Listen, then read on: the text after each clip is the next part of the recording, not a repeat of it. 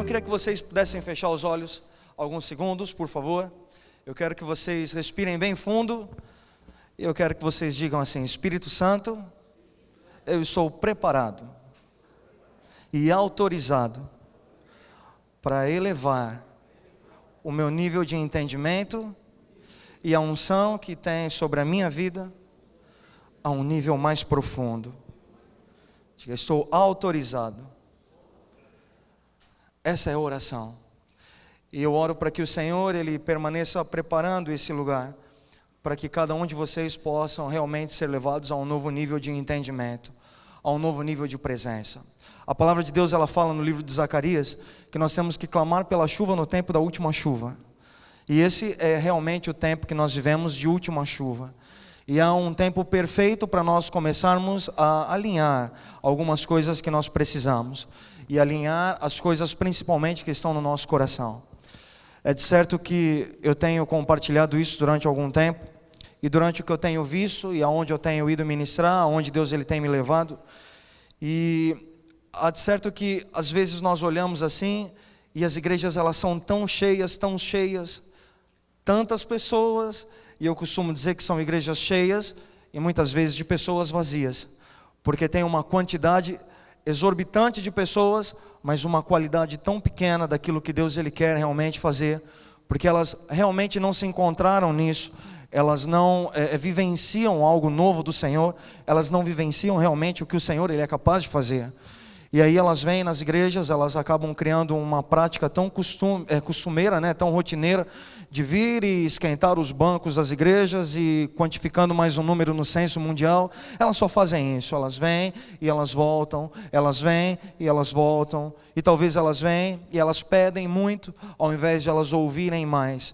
Elas chegam nas igrejas e elas acham que o Senhor, Ele é, na verdade, um dono de um fast food, um fast food celestial, onde elas chegam, elas pedem e Deus Ele tem que ir lá rapidinho, servir a elas naquilo que elas precisam. E na verdade não é assim. Esse tempo, quando nós entendemos que há um tempo de última chuva, nós precisamos clamar por essa última chuva, mas nós temos que preparar a nossa terra. E quando preparamos a nossa terra, e quando a terra do Senhor ela é preparada, o que Ele lança ali vai gerar uma semente tremenda, vai germinar, vai frutificar, vai gerar resultados. E cada um de vocês são convidados a realmente viver um evangelho onde vocês vão gerar resultados. Se vocês só vêm à igreja para a prática de sentar, ouvir, voltar à casa de vocês, mas não despertar algo no qual gere um resultado para o que nós precisamos hoje, a nível de igreja mundial, a nível não só de igreja em Novo Hamburgo ou da própria CTF em si, mas a nível da igreja de Cristo, vocês ainda precisam se despertar. Se ainda não ativá-los, ainda não forem ativados a isso, vocês ainda precisam se alinhar. E as igrejas elas precisam passar por esse processo. Então é um tempo de alinhamento, é um tempo de entrega, é um tempo de sensibilidade, quando nós entendemos que a adoração está fluindo, e de repente não há necessidade de abrir mais um verso, se Deus está falando conosco, e se o nosso coração está sendo derramado diante do altar. É um tempo onde nós precisamos entender que a maturidade do Senhor está nos convidando a nos levar em um nível muito mais profundo. E sabe, todos os anos, pelo menos lá em São Paulo, nós temos uma direção de Deus a nível de uma palavra profética que Ele nos dá. Sempre quando é novembro, dezembro, eu tenho um tempo onde eu me retiro e eu oro ao Senhor, me dá uma direção. Não que seja uma via de regra, obviamente, porque o Evangelho, Deus Ele faz como Ele quer, da forma que Ele quer, mas nós pedimos uma direção. E o ano passado Ele falou muito conosco a respeito dessa questão de maturidade. Questão de nós levarmos a igreja até um nível de entendimento muito mais profundo. A conhecer a Ele como Ele deseja ser conhecido, a realmente viver aquilo que é capaz, é possível para cada um de nós e que nós somos capazes de viver. Sinais, maravilhas, prodígios, milagres, isso Ele vai continuar fazendo. Ele é o mesmo ontem, hoje e vai ser eternamente. Mas sabe, nos tirar dessa zona de conforto e nos levar a um nível de maturidade tão profunda, a fim de que ao invés de a sociedade nos influenciar, nós começarmos a influenciar ela de uma forma completamente diferente. É nós entendermos quem nós somos como igreja, e é nós entendermos quem verdadeiramente nós somos. E esse tempo de maturidade, ele está batendo na porta de todas as igrejas. E eu costumo dizer assim, Deus Ele nos chama, e muitas vezes Ele fala conosco, ainda quando nós somos meninos. Isso não diz respeito a uma idade cronológica.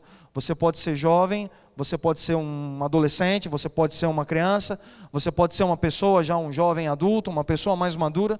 Isso não quer dizer com a idade cronológica, diz a respeito da questão da chamada, o convite de Deus para cada um de nós. E Ele semeou alguma coisa em cada um de vocês há um tempo. Mas eu quero dizer que esse tempo de alinhamento, e aonde Ele quer nos despertar em maturidade, Ele vai fazê-lo quando você realmente tiver entendimento disso. Nós somos a resposta de todas as coisas. A chave para aquilo que Deus Ele espera, ela já está em cada um de nós. Nós somos os adoradores. Nós somos os responsáveis por fazer com que os céus eles se abram e permaneçam abertos sobre as nossas vidas. Nós temos as chaves de acesso a isso. E cabe somente a cada um de nós. Por isso que eu digo, nós somos a igreja. E nós vivemos em uma família. E quando somos ativados a isso, os resultados todos eles vêm, eles acontecem. E você muda a história da sua vida. Quer ver? Quantos aqui precisam de um milagre? Levante a mão. Pode levantar a mão. Está frio, mas pode levantar a mão. Quantos precisam de uma bênção de Deus? Tem gente que vai plantar bananeira. Levantar o pé, plantar bananeira. Quantos precisam de algo de Deus? Quanto Deus precisa de vocês? Quanto Deus precisa de cada um de vocês? Ele precisa de muitas coisas, sim ou não?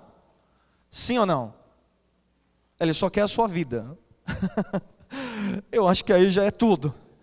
Então Ele também precisa de algo. E esse processo do Senhor para nós nos leva a ter entendimento. E esse entendimento nos gera resultado. Então eu quero ter um tempo com vocês hoje. Eu sei que eu não posso ser muito extenso. E eu quero compartilhar algo realmente ao coração de vocês. Abram suas Bíblias comigo lá no livro de Jeremias. Jeremias. Vamos no capítulo número 48.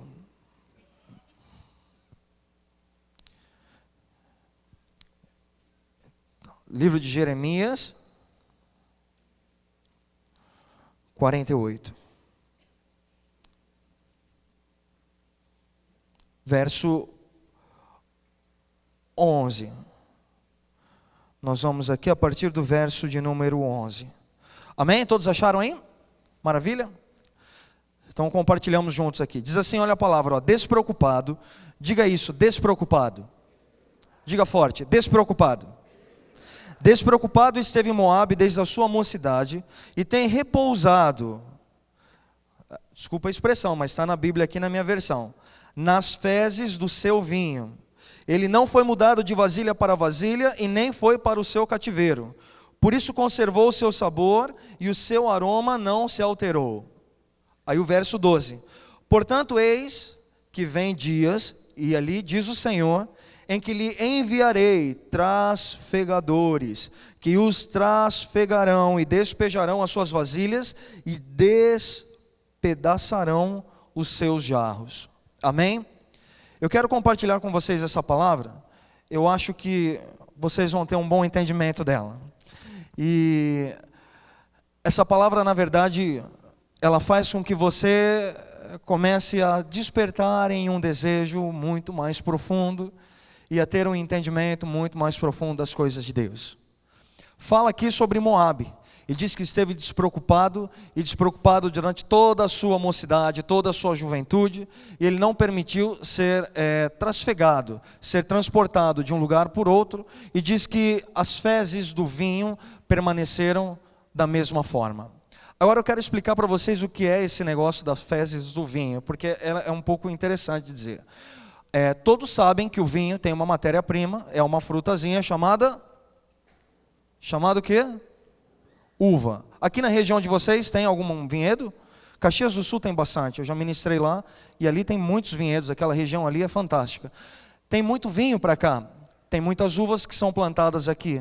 E o processo da plantação da uva é um pouco diferente do processo de plantação de qualquer outra fruta, ou de qualquer outro tipo de criação, de animais, enfim. A uva, ela para ser plantada, quem é um bom produtor de de vinho, ou do suco, ou produz, né, faz esse plantio de uva, ele sabe que existe um cuidado e um zelo muito grande. Primeiro, eles precisam escolher os locais que são mais próximos aos morros, às montanhas. E diz que a uva, quanto mais ela é plantada em um lugar alto, mais o sabor dela fica mais agradável, mais doce, fica mais convidativo. Sabe que todas as coisas na palavra a gente acaba percebendo que Deus ele fala conosco. Da mesma forma que quando Ele nos leva mais próximo dEle, e quanto mais nós vamos crescendo nele, e quanto mais nós vamos aprendendo nele, quanto mais alto estamos, da mesma forma que a uva ela começa a ficar mais doce, é um processo para as nossas vidas também. Nós também precisamos ficar mais doces, mais sensíveis, mais amorosos. Temos que tirar, muitas vezes o rostinho de maracujá do rosto. Temos que verdadeiramente mergulhar naquele amor e naquela compaixão de Jesus, porque tem pessoas que infelizmente ainda não entendem isso. E são batizadas, mas ao invés de serem batizadas nas águas, são batizadas no vinagre. Vivem com aquele rostinho amarrado, enrugado, pessoas que muitas vezes a gente não tem nem prazer de sentar do lado delas, ou passar do lado delas, isso às vezes dentro da igreja. Pessoas que crescem, mas não crescem da forma que deveriam crescer. Quando nós crescemos em Deus, nos tornamos mais sensíveis, mais amorosos, mais participativos. Ele nos convida a conhecer o seu coração e conhecemos. Isso é bom. A uva, para ser plantada, ela precisa ter uma limitação correta para que eles possam passar pelo meio das plantações, para que eles possam ter um tempo talvez ali para cobrir aquelas uvas, para que as aves não venham e não comam as uvas. Eles têm que colocar uma cerca de proteção para que os animais eles não venham e eles não comam aquelas uvas. É um processo completamente difícil de ser cuidado. Não é fácil. Não é simplesmente vai lá e planta e deixa que a natureza faz o resto. Para ser feito de uma forma boa e para que eles tenham resultados de uma forma boa, exige uma demanda de atenção ali muito grande. E eles fazem exatamente isso. Cuidam de tudo. Cuidam desde a cobertura, das laterais, e eles assistem àquele processo durante todo o tempo. Diz que, na época de Jesus e antigamente, quando as famílias elas eram encarregadas a fazer esses plantios das uvas, eles iam, eles plantavam e eles aguardavam o tempo dessa colheita. Como eles sobreviviam dessa colheita, as famílias se reuniam em determinados tempos, e eles montavam realmente um acampamento gigantesco ao pé desses montes, abaixo desses montes, e eles celebravam ali aquele tempo da colheita das uvas. E essa é uma festa bíblica, que é a festa das colheitas. E essa festa diz que eles celebravam com tanto júbilo, com tanta alegria, porque na verdade eles iam recolher o sustento que eles iam ter durante toda aquela provisão de Deus financeiramente para os próximos meses. Então era com alegria que eles faziam isso. Os homens se enfiavam lá no meio das plantações, colhiam as uvas e as mulheres tinham a tarefa de fazer todo o processo, que não é como nós temos hoje, que é tudo industrializado. Era um processo extremamente manual, ou na verdade podal.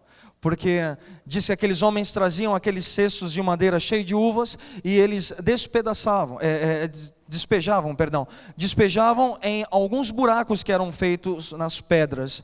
E aquelas pedras, eles faziam buracos e aqueles buracos eram chamados de lagares.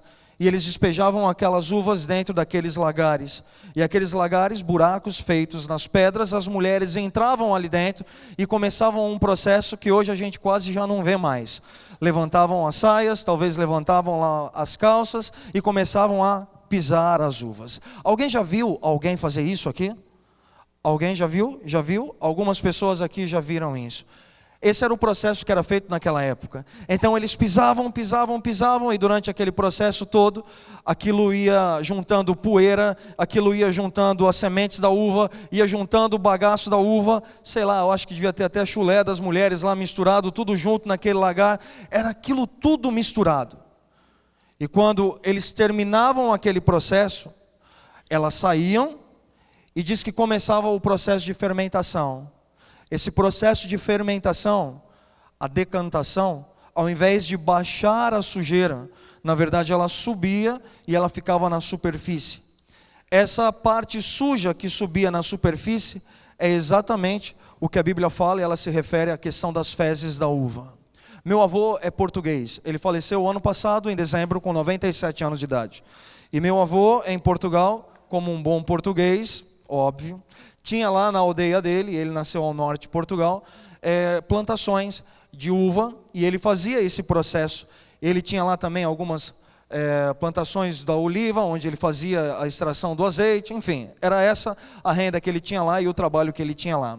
E eu, quando foi o mês passado, eu estive na aldeia do meu pai lá, onde meu avô nasceu, onde meu pai nasceu, enfim, e eu fui ver esses processos que eles têm e ainda fazem de uma forma arcaica, que já não é, hoje tudo é realmente industrializado. No caso deles lá não, é uma aldeia bem pequena e fica bem ao norte, quase ao extremo ali com a Espanha, e eles ainda têm lá os lagares, eles ainda têm todo o processo. E eu me recordo que quando Deus ele me deu essa palavra, eu sentei com o meu avô e eu comecei a conversar com ele, e ele começou a me explicar determinadas coisas, e Deus foi abrindo as telas para mim nisso, e eu comecei a entender. Meu pai fala que quando ele era pequeno, ele às vezes corria por essa camada espessa que se fazia sobre essa sujeira da uva, e às vezes ele corria e bum, mergulhava, caía dentro dos tonéis, né, que era um tonel do suco da uva. Quando isso acontecia, aquela sujeira ela subia, e aí eles tinham a tarefa de canalizar ali para um outro buraco de pedra, um outro lagar, e eles, abriam aquele compartimento. Então o suco da uva que estava embaixo, ele ia escorrendo para aquele novo lagar, até que a sujeira ela pudesse baixar e ficar ali naquela parte do fundo, né, do primeiro lagar, e aí eles fechavam, e ali já tinha um outro processo de um novo suco, já menos impureza, com menos sujeira, e ali novamente um processo de decantação, um processo de fermentação, processo de subir a sujeira, e aí um novo lagar, um novo lagar, um novo lagar, e esse suco ele era transportado de lagares em lagares, até que o produtor ali, né, a pessoa que estava ali cuidando, pudesse observar e ver que a cor já estava boa, o sabor já estava bom, e já estava próprio, para eles poderem comercializar aquilo e fazer a venda daquilo.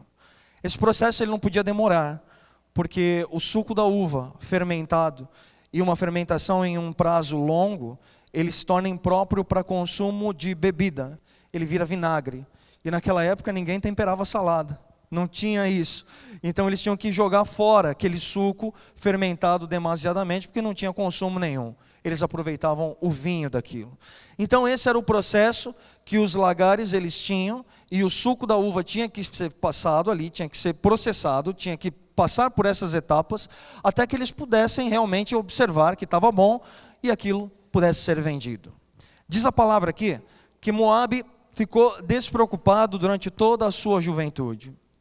Sabe, é de certo que se nós pudéssemos voltar alguns anos da nossa vida, talvez 5 anos, 10 anos da nossa vida, nós com toda certeza faríamos algumas coisas diferentes, sim ou não? Se cada um de vocês pudesse voltar alguns anos da vida de vocês, 10, 15, 20 anos, 30 anos, talvez vocês fariam coisas diferentes, sim ou não? Eu faria, com toda certeza eu faria. Eu faria. Talvez empreendimentos que eu fiz que não deram certo, poderia ter feito de uma outra forma. Hoje nós olhamos e nós vemos quantos relacionamentos que são destituídos, na verdade não deveriam nem ter sido começado, porque não tinham base, não tinham amor, não tinham fidelidade, e hoje, muitas vezes, a geração ela acaba sofrendo por consequência das irresponsabilidades que aconteceram no passado. Quantas frustrações vocês tiveram, quantas amarguras muitas vezes vocês carregam, quantas vezes as pessoas elas chegam em nós com o coração completamente dilacerado, porque alguma coisa em um determinado momento na história da vida delas, ou talvez de uma forma familiar, de uma forma conjugal, de uma forma paternal ou maternal, ou de uma forma de business, de negócio, aconteceu alguma coisa e elas carregam aquele fardo, elas carregam aquele peso, e isso é ruim demais. Se nós pudéssemos voltar, com toda certeza nós voltaríamos e nós faríamos algumas coisas diferentes. Eu faria, e eu tenho certeza que todos vocês também fariam. Quando nós somos jovens, nós não nos preocupamos com tantas coisas. Nós achamos que nós temos fôlego para conquistar o mundo. E uma pessoa que é jovem, ela talvez precisa subir um monte, uma montanha, ela dá 5 voltas ao redor do monte, para ela provar que ela é capaz, que ela tem um pulmão de aço, para ela poder conseguir subir aquilo ali, e ela tira aquilo de letra. uma pessoa já mais de idade, uma pessoa já mais amadurecida, ela sabe que ela precisa chegar lá no cume do monte. Então ela não sai correndo antes, ela se prepara.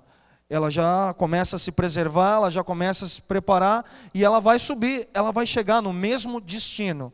Só que ela não vai se cansar quanto aquele jovem. Ah, mas somos jovens. Às vezes a nossa mentalidade é uma mentalidade jovem. E nós achamos que nós temos tempo e tempo para quase todas as coisas. E eu vou dizer a vocês uma coisa. O que menos nós temos é tempo. Ainda mais na geração que nós estamos vivendo hoje. Porque a humanidade, ela está condenada a viver um egocentrismo tão grande, a achar que elas podem tudo e a querer conquistar tudo para elas, que elas estão esquecendo completamente de preparar não só a vida delas, mas preparar a futura geração, que são aqueles ali, que estão ali em cima. Não se preocupam com nada. São jovens, muitas vezes imaturos, acham que têm toda a vida para eles poderem conquistar as coisas. Acham que têm toda a vida para eles poderem de repente pedir perdão para alguém, ou para poder de repente ver um familiar e visitar um familiar que já há muito tempo eles não visitam, ou para dizer eu te amo para alguém, ou para olha, por favor, me perdoe sobre isso. Eles acham que eles vão ter tempo. E o tempo, na verdade, hoje, ele corre contra cada um de nós. O ano passado, eu faço aniversário em dezembro. E aí o ano passado, em dezembro, lá na igreja, eles fizeram uma festa surpresa lá e tal. E eles começaram lá, parabéns, você ganhou mais um ano de vida. Eu olhei e falei assim, eu perdi mais um ano de vida. Eu não ganhei mais um ano de vida, eu perdi. Eu tenho 36 anos. Segundo a estatística que nós temos hoje, a média de vida de um homem no Brasil é de 75 anos. Eu já estou beirando a metade da estimativa de vida de um homem no Brasil. E vocês estão falando que eu ganhei um ano? Na verdade, eu perdi um ano. O meu tempo, ele já está correndo. E o que eu tenho feito do meu tempo? O que eu amadureço do meu tempo? O que realmente eu tenho gerado resultados através do meu tempo? Ou eu tenho simplesmente colocado na minha cabeça que um dia eu vou conseguir fazer alguma coisa, um dia eu vou conseguir, não. Se nós não galgarmos isso, se nós não nos preocuparmos com isso, despreocupado, talvez nós vamos ficar da mesma forma que Moabe ficou. E olha, muitas vezes nós repousamos, e repousamos nas cacas que nós mesmos fazemos. Talvez o comodismo que hoje nós temos, não é um comodismo porque você foi oprimido, ou porque você foi, de repente, acusado, mas foram as próprias pedras que você colocou na sua vida, e você tropeçou, e você se acomodou nela. E despreocupado você está, porque talvez um dia você consiga tirar, e talvez o tempo, ele já está correndo já há muito tempo, e você não tenha tempo para isso. O meu medo é passar a minha vida inteira, e eu perceber que eu não fiz nada significativo o suficiente para que Deus ele possa olhar para mim e falar assim, olha, você realmente trabalhou naquilo que eu esperava. Porque a palavra de Deus diz que nós trabalhamos e nós não somos salvos pelo nosso trabalho. Nós trabalhamos muito, mas nós não somos salvos pelo nosso trabalho. A salvação, ela é gratuita, ela é um direito que nós temos mediante a graça redentora dele. Mas diz em Apocalipse que Jesus vai entregar a cada um de nós o nosso galardão mediante as obras que nós temos. Então eu trabalho, não apenas para deixar uma herança para os meus filhos, não apenas para deixar algo financeiro ou algo material, mas eu trabalho para deixar um legado. E um legado é algo que realmente vai carregar no coração. E o que eu carrego no coração, eu vou impartir a eles, e eles vão impartindo, preparando essa geração e trabalhando em maturidade que realmente precisa ser feito. Esse é um tempo que Deus está separando aqueles que são meninos e aqueles que são amadurecidos. O apóstolo Paulo ele fala assim, quando eu era menino eu me alimentava de leite, mas agora eu já cresci. E quem cresce aqui no sul, já não fica mais mamando no leite. Já vai para o churrasco, já vai para o chimarrão, já vai começar a ser fortalecido de coisas que são muito mais saudáveis e muito mais prazerosas. Caminhar no Evangelho é algo tão prazeroso e nós somos amadurecidos nele por causa disso. Se você olhar para a sua vida hoje, você acha que você está suficientemente sendo desafiado a se tornar melhor do que você já é? ou você está estagnado, parado, vivendo da mesma forma na qual talvez você chegou aqui, ou vivendo com os mesmos pensamentos que ainda te afrontam e que ainda te assolam quase todos os dias da sua vida. Sabe o que é viver o Evangelho? É nós darmos permissão para Deus, para Ele nos tornar pessoas melhores do que nós já somos. Vocês são bons, mas você pode se tornar melhor. E a tua zona de comodidade, a tua zona de conforto, a tua zona de maturidade, ela precisa ser completamente chacoalhada nisso. Porque não importa se você é muito bom no que você faz. E ouça bem o que eu vou dizer a vocês. Importa quantas pessoas fazem o que você está fazendo. Você pode ser muito bom no que você faz, mas quantas pessoas fazem o que você está fazendo? A palavra diz em Colossenses que Cristo em mim, Cristo em você, existe uma esperança de glória para alguém. E talvez esse alguém está sentado do seu lado hoje. E você pode ser bom, muito bom. Mas importa o quanto de bom você carrega e o quanto de legado você tem, a fim de que automaticamente você consiga tocar na vida da pessoa que está do seu lado. A fim de que nós possamos tocar na vida de pessoas que precisam. A fim de que nós possamos ajudar, talvez, igrejas que estão carentes, pastores que estão cansados. O quanto nós carregamos que nós podemos impartir de Deus, ou o quanto nós estamos simplesmente repousando e descansando nas nossas manias, nas nossas atitudes, nos nossos tiques. Tudo que é novo demanda um esforço maior. Óbvio que as pessoas elas têm uma auto-rejeição para as coisas que são novas. Elas preferem caminhar e seguir com aquilo que elas já estão acostumadas. E isso é uma verdade, é uma estatística isso, e eu não preciso reinventar a roda para dizer isso a vocês. Mas, às vezes, o novo de Deus, ele não é para invalidar aquilo que ele já havia iniciado e havia começado a construir na tua história. É somente para que ele possa dar um gás maior e para que ele possa te direcionar de uma forma mais rápida. Porque se nós temos pressa para que o Evangelho ele possa ser tocado, para que o Evangelho ele possa ser impartido, para que o Evangelho ele possa ser vivido, imagina Deus. Imagina Ele. E não só através de nós, mas através de todos vocês. Despreocupado às vezes a gente fica, e a gente não se permite ser levado a uma nova dimensão. E quando nós olhamos e falamos, Senhor, o Senhor está fazendo um alinhamento. Na verdade o Senhor já iniciou esse alinhamento já há muito tempo. E a modernidade hoje das nomenclaturas gospel tem feito com que as pessoas elas achem que o alinhamento é uma nova, um mover do céu. Isso já aconteceu já há muito tempo. E Deus ele já está alinhando desde que Ele mudou a estação. E havia uma era profética, e existe uma era apostólica, e Ele já havia mudado essa estação, e nós fazemos parte dessa estação, e Ele está corrigindo determinadas coisas. E Ele está corrigindo a nossa motivação.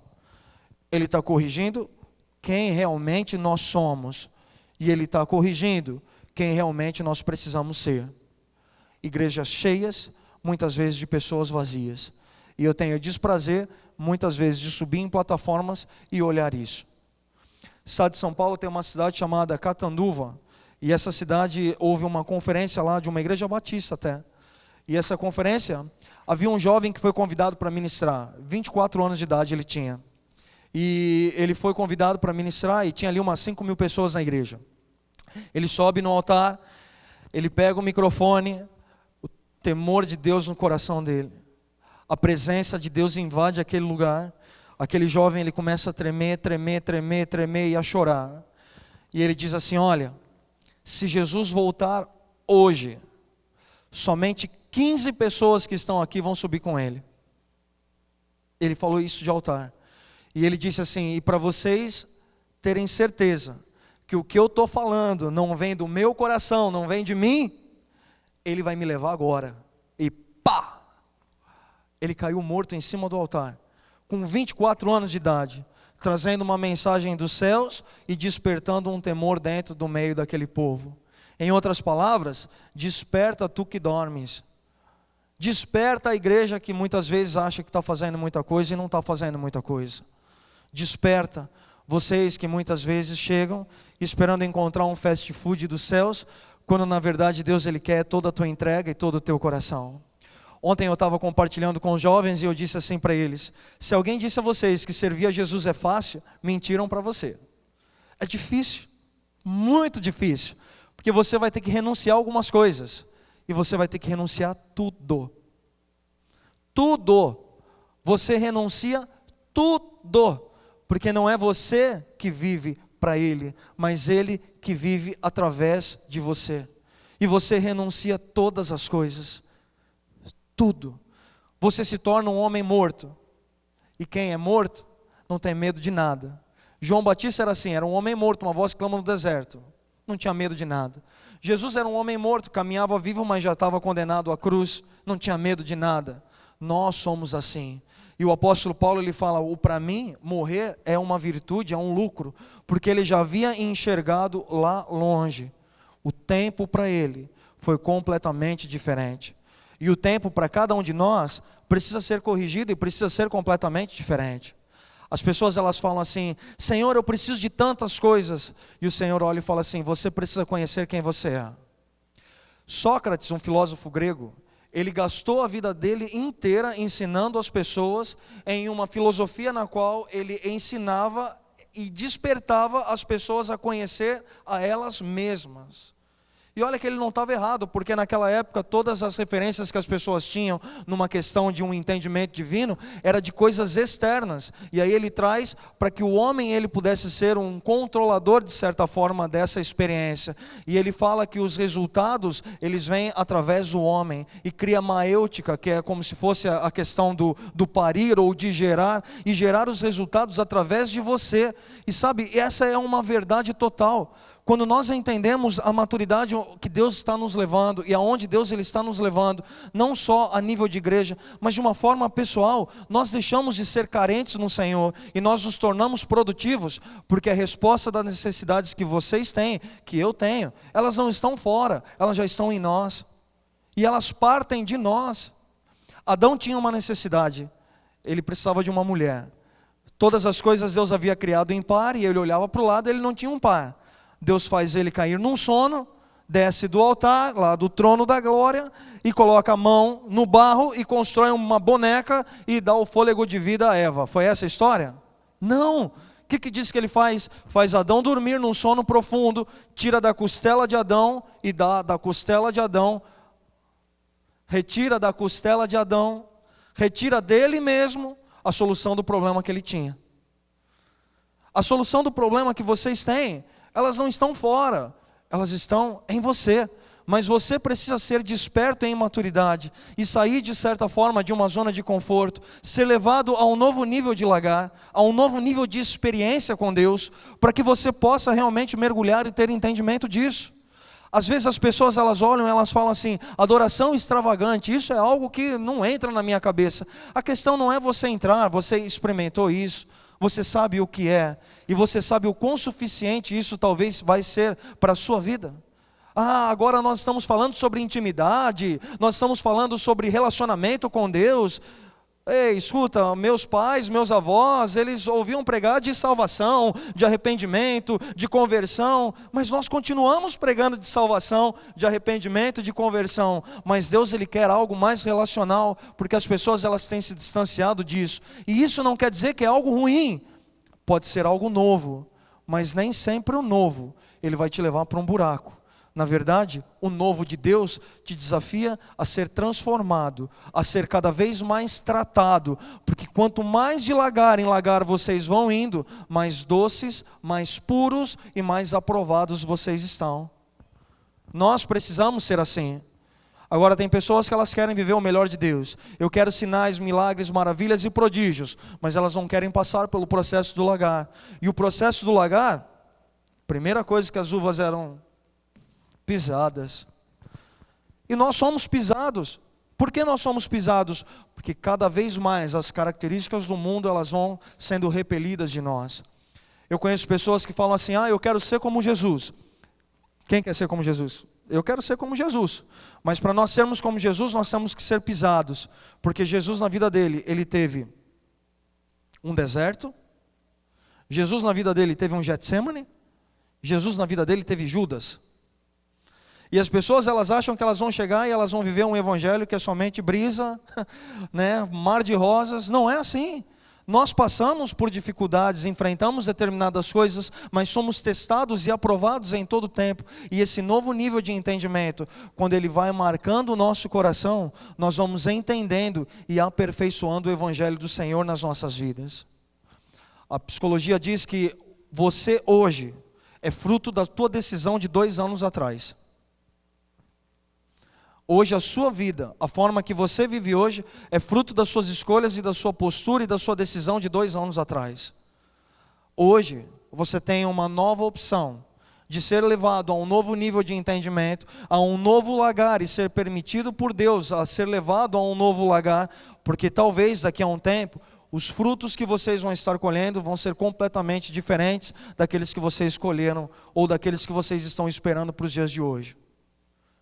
A palavra diz aqui que eis que vem dias que Deus vai enviar trasfegadores, e trasfegadores são transportadores, pessoas que vão pegar e vão levar a um outro lugar. E olha, eu quero ser um trasfegador na vida de vocês. Vocês precisam ser trasfegadores, transportadores, a fim de chegar em determinadas pessoas e falar, olha assim, Deus não está fazendo algo novo, porque o que você precisa Ele já o fez há muito tempo, mas Ele está te levando para poder saborear disso, para poder vivenciar disso. E esses são os trafegadores, aqueles que vão pegar pela mão e vão levar as pessoas a ter esse nível de entendimento. Mas isso só conseguimos fazer quando nós temos, porque nós só damos o que nós temos. Se nós não temos nada, nós não vamos conseguir alcançar ninguém. Então a maturidade, ela crava no nosso coração e nos incentiva a melhorar em todo o tempo, a sermos melhores em todo o tempo.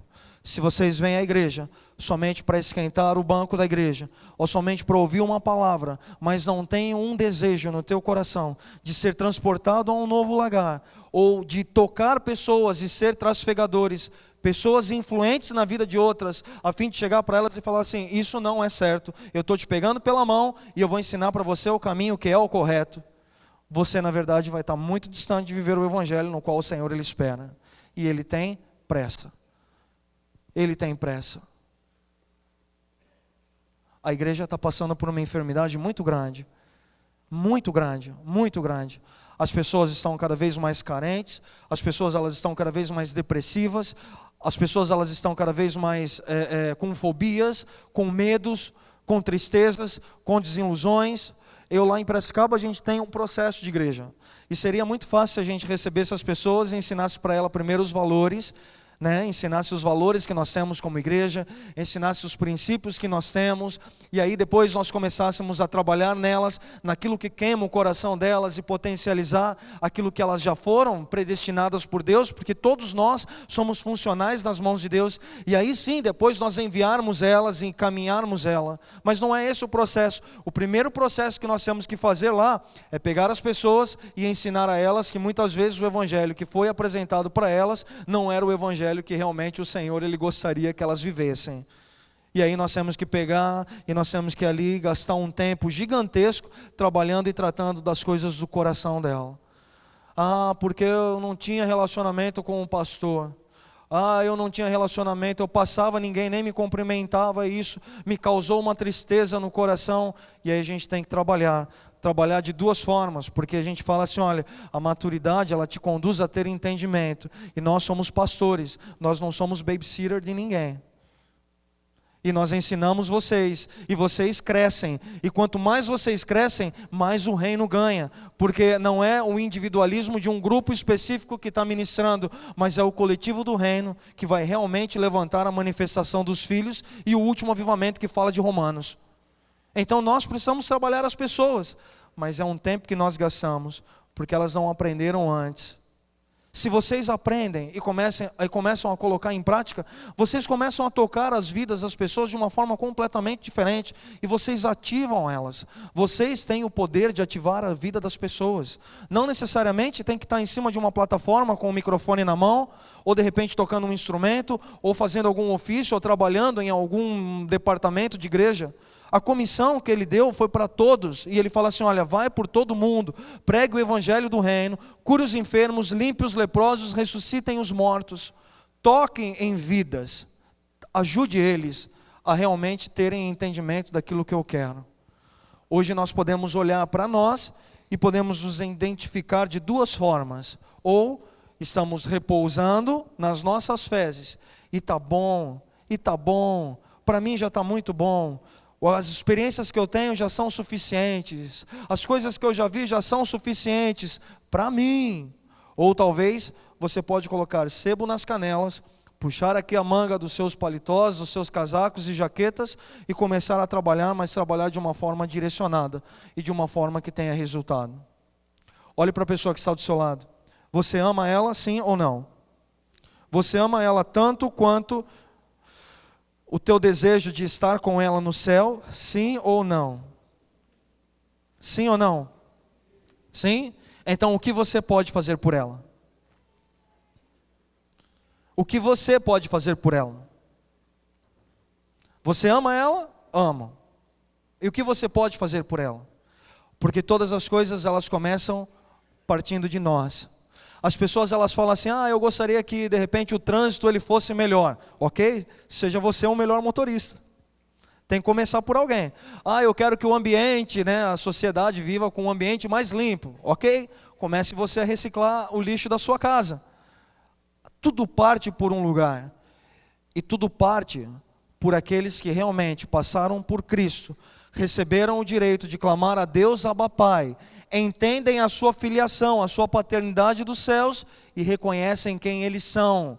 Porque quando você sabe quem você é, você sabe as ferramentas que você tem, o que você pode usar, o que você deve usar, de onde você veio e para onde você vai. A chave toda está em você. Você é responsável por você. Tem um humorista que ele é antigo pra caramba, ele fazia parte de um programa de televisão lá, de uma escolinha do professor Raimundo. Alguém já viu a escolinha do professor Raimundo? E o cara era um hippie descoladão, cara. Chamava Patropia. Lembra desse hippie? Ele falava pá de cá, pá de lá, Ele era todo descoladão e tal, engraçado pra caramba. E ele tinha uma frase muito 10. Ele falava assim: olha, você pra mim é problema seu. Você pra mim é um problema seu. E na verdade, para as coisas de Deus é exatamente assim. Você é um problema seu. Você é um problema seu. Mas eu estou sendo influenciado pelo demônio. É claro, às vezes é mais fácil a gente colocar a culpa no demônio do que aprender a tratar o nosso caráter. É mais fácil a gente colocar a culpa nos outros como um bom brasileiro. Não. Se eu sou responsável e se as respostas estão em mim, o que eu preciso fazer? Aonde eu preciso me mover? O que eu tenho que enfrentar? Mas eu sei que eu não sou vencedor. A Bíblia já me garante que eu sou muito mais do que vencedor. Nós temos vitória em todos os lados, mas a nossa consciência ela precisa ser mudada. E você precisa aprender a trocar o chip que está aqui. Porque quando você muda o chip que está aqui, você começa a trazer a maior distância que o ser humano ele tem de Deus. Pecado, eu vou dizer hoje, a maior distância que as pessoas elas têm de Deus é daqui a aqui. É essa distância aqui. Trazer do entendimento para o coração. E trazer do coração para o entendimento. Quando nós entendemos isso, nós funcionamos. Você ama tanto o seu irmão que você pode ser um derramador na vida dele. Você pode ser um trasfegador na vida dele. Você pode ter a sensibilidade de repente levar ele a um novo nível da presença. E não de repente ficar esperando que alguém chegue até ele. Você é capaz de fazer isso. Você pode fazer isso. E você deve fazer isso. Tem pessoas na minha família que precisam ser tocadas pelo Senhor. Que não são convertidas. Eu tenho muita gente, na verdade, praticamente toda a minha família, ela não é convertida. Eu não nasci num berço cristão. E sabe o que eu faço? Eu não choro por ninguém. Eu me converto todos os dias, porque diz que Cristo em mim é uma esperança de glória. E diz, creia você, e toda a sua casa ela será salva. Então eu não choro por ninguém, eu me converto todos os dias. Eu tenho que me renunciar todos os dias, eu tenho que abrir mão dos meus orgulhos, das minhas vontades, da vaidade. E cada vez mais eu tenho que demonstrar para as pessoas que pode ser possível Cristo em mim, uma esperança de glória para ela. As pessoas estão se suicidando. E as estatísticas elas falam que a cada 40 minutos, uma pessoa está tirando a vida no Brasil. 40 minutos, um suicídio. Criaram já há uns 2 anos um 0800 ou um número lá, que seria um número do governo, um número geral, para poder atender pessoas que estão pensando em se suicidar. As pessoas que estão pensando em se suicidar, elas não vão pegar um telefone e ligar para um 0800. Elas vão se suicidar. Porque o abismo gera um outro abismo, e gera um outro abismo, e gera um outro abismo.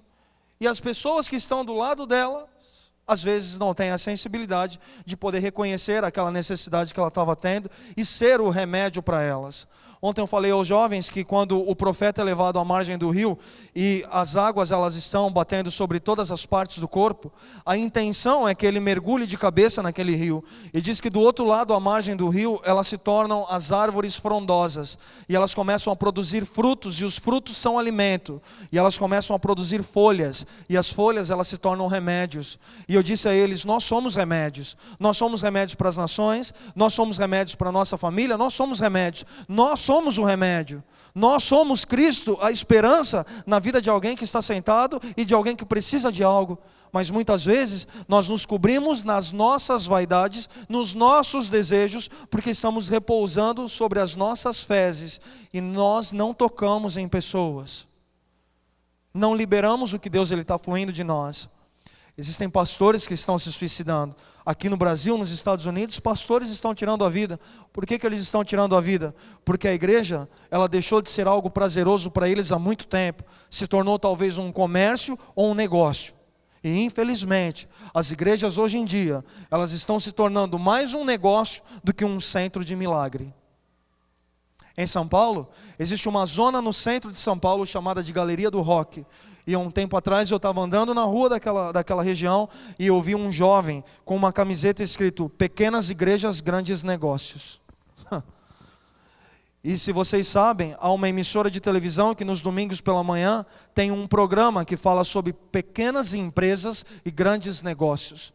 E aquele jovem veio, pequenas igrejas, grandes negócios. E aí eu olhei aquele negócio e eu falei assim, é uma verdade, porque eu não posso nem ser hipócrita de condená-lo. É uma verdade. No Brasil, as estatísticas dizem que 200 igrejas são abertas por dia, com o CNPJ aberto. Fora as associações que não tem que ter um conselho diferente, uma formatação diferente. 200 igrejas. Vocês acham que realmente essas 200 igrejas, elas estão derramando algo na vida de pessoas? Porque fecham-se tantas elas. Uma vez eu falei isso em uma reunião e um pastor depois falou assim para mim, mas que bom, é melhor abrir igreja do que abrir bar. Eu falei assim, olha meu querido, às vezes a igreja está pior do que o bar. Porque no bar, às vezes as pessoas elas sabem que elas estão ali para beber. Na igreja o povo não sabe nem o que está fazendo. Está mais perdido que segue em tiroteio. Então nós somos remédio. Nós somos. E o que nós temos? Nós impartimos, nós liberamos. O que você tem? Você tem alegria? Tem alegria aí? Sim ou não? Vocês sabem que uma das ofertas que nós damos ao Senhor é a oferta de alegria? Sabem? Existem várias ofertas e uma delas é de alegria. Então vamos dar uma oferta de alegria para o Senhor? Podemos dar juntos agora uma oferta de alegria? Topa? Muito bem, olha então para o teu vizinho aí, olha para ele, no olho dele aí, faz assim para ele assim, ó. Dá um sorriso para ele aí, dá uma oferta de alegria para ele, dá um sorriso para ele e fala, Ô pastor Anderson, dá um sorriso para a igreja aqui, ensina eles por favor, mas dá um sorriso rasgado aí. Não, olha para eles ali. Isso foi horrível, essa tua oferta, cara. Olha para o teu irmão aí, mostra todos os dentes para ele. Se não tem dente, mostra o que tem. Mostra os dois que estão lá, um para doer, para abrir garrafa, mas abre lá um sorrisão. Cristo em você, há uma esperança de glória. E a alegria do Senhor é a sua. Então como as pessoas elas podem se tornar depressivas?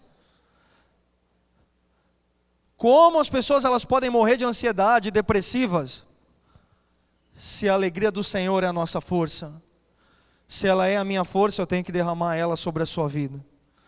Se eu tenho paz, eu tenho que derramar paz sobre a sua vida. Se eu tenho alegria, eu derramo. Se eu tenho felicidade, eu derramo. Se eu tenho prosperidade, eu derramo. Porque às vezes as pessoas elas sentam do nosso lado e elas não têm o que comer dentro da casa delas e vocês estão jogando comida fora. A sensibilidade do Senhor faz com que nós entendamos em maturidade e começamos a compartilhar, a dar, a tocar. Vocês são trasfegadores E vocês têm uma tarefa de levar a cada um e uns aos outros a um novo nível. A minha esposa Juliana, ela fala algo que a gente sempre diz lá na igreja. Ela fala assim: juntos nós somos muito mais fortes. Juntos, em entendimento, nós somos muito mais fortes. E esse ano, a palavra que Deus nos deu para nós seguirmos foi Teshuvá. E Teshuvá em hebraico é nós voltarmos às origens. E a voltarmos realmente a viver como uma origem de igreja. Sabe qual é a origem da igreja? É a igreja primitiva que orava todos juntos e os grilhões eram quebrados nas cadeias. Era a igreja primitiva que eles não traziam 10% do dízimo deles. Diz que eles vendiam tudo que eles tinham e eles repartiam entre eles, porque eles queriam viver em igualdade. A igreja primitiva diz que eles se juntavam e a presença de Deus baixava e todos eram alcançados. Quando nós entendemos que a enfermidade que nós temos hoje, nós podemos sarar ela, nós começamos a nos posicionar. E o meu problema não é o grito das pessoas que estão fazendo coisa errada, mas é o silêncio daqueles que sabem do que precisam fazer e não têm feito. Vocês têm duas escolhas: ou vocês ficam repousando, ou vocês realmente chacoalham a vida de vocês, e vocês entendem o quão importante vocês são, e a arma em potencial que vocês são contra os portões do inferno. Eu tenho certeza que vocês estão no lugar certo, com pessoas certas e no momento certo. Vocês estão muito bem amparados. Então a questão não é o que vocês estão tendo de suprimento, mas a questão é o que você está ativando em você. Porque é em você uma esperança de glória.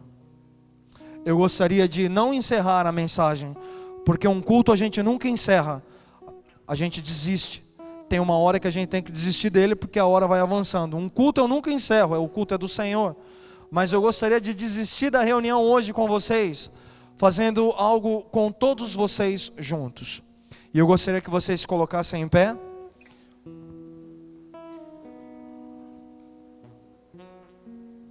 E eu gostaria que você pudesse virar para uma pessoa que está aí do seu lado, e você fique de frente com ela. E eu gostaria que vocês pudessem ter um tempo e ministrar um aos outros em uma direção. E qual é essa direção? Olhem para mim, por favor. A primeira, talvez quem está aí na sua frente está estagnado, está parado. Talvez quem está aí na tua frente já não tem esperança, não tem solução, não tem uma projeção, não tem um objetivo, está cansado. Às vezes fisicamente cansado, às vezes mentalmente cansado, emocionalmente cansado. E nós estamos sujeitos a isso. Ninguém não está sujeito, todos nós estamos. E o problema não é como nós recebemos o problema, mas é como nós enfrentamos ele em maturidade. Então você vai ajudar essa pessoa, e você vai orar por ela, e você vai fazer essa entrega junto com ela. Olha, você está cansado em algo? Eu estou. Ok, venha, eu vou orar por você, e nós vamos estabelecer esse novo nível de lagar. Vamos juntos levá-lo a um novo campo, a uma nova estação. Essa é a primeira parte. E a segunda parte, vocês vão ativar o modo operando de vocês, né? Como trasfegadores. E vão levar as pessoas a terem esse entendimento. Vocês são pessoas que vão levá-los. Ninguém é perfeito. Nós buscamos a estatura de estarmos em perfeição. E perfeição, perfectum em latim, diz que é o final de todas as coisas sendo concluídas de uma forma plena. Ninguém aqui está no final de todas as coisas concluídas de uma forma plena. Nós estamos em um processo, mas somos trasfegadores e dependemos uns dos outros para sermos levados a esses lugares. Então eu quero que vocês aprendam nessa noite o poder e o valor que vocês têm. Ah, pastor, mas eu estou em pecado. Eu vou dizer a vocês, a Bíblia fala que aonde a glória de Deus está, todas as coisas que não agradam a Deus precisam ser retiradas. Então eu prefiro atrair a presença de Deus do que eu ficar gastando meu tempo falando de pecado. Hoje as pessoas, elas pecam não é porque tem falta de entendimento, elas pecam porque elas querem, porque elas já sabem o que é certo e o que é ruim. Então eu prefiro ganhar meu tempo atraindo a glória de Deus. Então a glória de Deus, ela está nesse lugar, e ela é suficiente para conduzi-los nisso. Ah, pastor, mas eu sou novo na igreja. A questão não é se você está sendo chamado agora, a questão é se você quer. A questão é se você deseja. Eu desejo isso. Meu irmão, se você deseja isso, mergulha de cabeça. Mergulha de cabeça. Não importa se você já tem 200 anos de igreja, importa a sua vontade e o seu reconhecimento de entender que você pode se tornar muito melhor do que você já é. Eu quero que vocês fechem os olhos, e eu vou orar por vocês, e vou deixar esse tempo para vocês orarem entre vocês. Pai, nós te agradecemos por tudo que o Senhor tem feito no nosso meio, por tudo que o Senhor tem estabelecido nessa igreja, por tudo que o Senhor tem estabelecido através dos teus filhos e de cada família aqui representada nessa noite. Senhor, eu te agradeço, e reconhecemos a tua grandeza em tudo isso. Nada seria possível se não fosse as tuas mãos, se não fosse a tua unção e o teu Espírito fluindo nessa casa. Mas eu te peço agora, Senhor, leva os teus filhos a terem entendimento, e esse entendimento a gerar uma maturidade tão profunda no Senhor, na qual de que essa geração que nós temos classificada como mimimi venha a ser retirada do nosso meio. Nós somos os valentes do Senhor, nós somos a geração que vai fazer a diferença, a geração que está preparando a igreja para como noiva. Nós somos responsáveis, e nós precisamos entender isso a fundo. Então, Senhor, cria em nós isso. Se estamos cansados, se somos imperfeitos, nos leva a um novo lagar. Se nós tivermos que ser pisados, que possamos ser pisados pelos teus pés, mas que possamos ser levados a esse novo nível, a essa nova unção, a esse novo entendimento. Senhor, toca e flua da forma que o Senhor quer. Toque em quem o Senhor quer, da forma que o Senhor quer. Mas por favor, assim como diz na tua palavra, que todos os sacerdotes na lei de Melquisedeque entravam pela porta sul, saíam pela norte, entravam pela leste, saíam pelo oeste, porque nenhum sacerdote entrava e saía do templo da mesma forma. Eu te peço, Senhor, que ninguém que entrou aqui nessa noite possa voltar por aquela porta da mesma forma, mas que eles possam ser confrontados pelo teu amor e pela tua presença, e que haja mudança. Nós esperamos essa mudança, e nós desejamos essa mudança. Toca neles em nome de Jesus. Toca neles em nome de Jesus. Impartam isso, por favor, entre vocês. Libere isso entre vocês. Foriabaço, recamandanaralabaxe, deriandanarandarabaço, derekendenekamandanaralabaço, recandanaralabaxia, forialaralabaço, recandanaralabaxe. Toca, Espírito, flua, Espírito, e usa os teus filhos, e leva os teus filhos. Toca, Senhor. Toca, Senhor, e leva os teus filhos. Toca, Senhor. Toca, Senhor. Toca, Senhor. Leva os teus filhos a um novo lagar, a uma nova unção, a um novo nível de presença. Toca, Senhor. Toca, Senhor. Toca, Senhor. Toca, Senhor. Abençoe, Senhor, a cada um. Honre a cada um. Honre a cada um. Honre a cada um. Honre a cada um.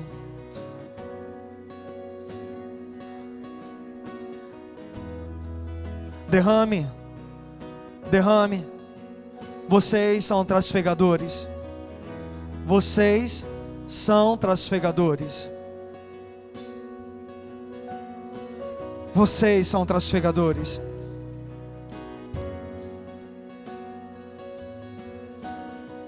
Vocês.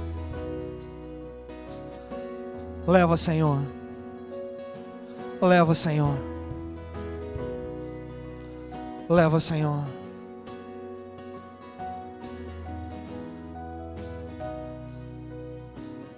Leva, Senhor.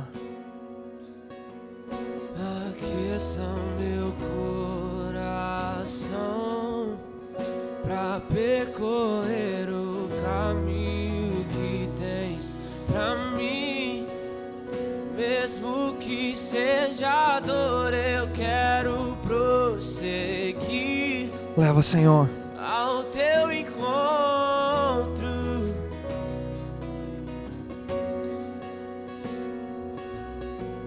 E a cada passo eu digo sim. Eu seguirei após a ti, negando a mim. Eu tomarei a minha cruz e seguirei ao teu encontro. eu quero que vocês olhem todos aqui para frente. E eu quero que vocês ouçam o que eu vou dizer a vocês.